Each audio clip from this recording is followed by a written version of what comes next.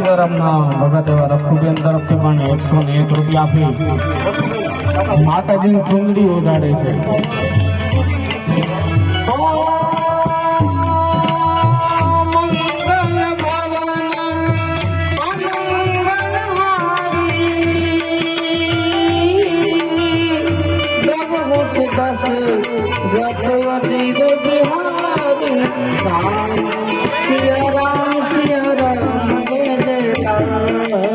₹101 રઘુબેન તરફથી માતાજીને આપે છે. 101 રૂપિયા ગંભીરભાઈ ભૂપતભાઈ પરમાર તરફથી પણ માતાજીની ચૂંટણીમાં આવે છે. ધન્યવાદ. જે ભાઈઓને જે પુકાય કુલની તો કુલની બાપડી ભાઈ માતાજીનો લાવો લેવો જરૂરી છે ભાઈ. ફરી આવો સમય નહીં મળે.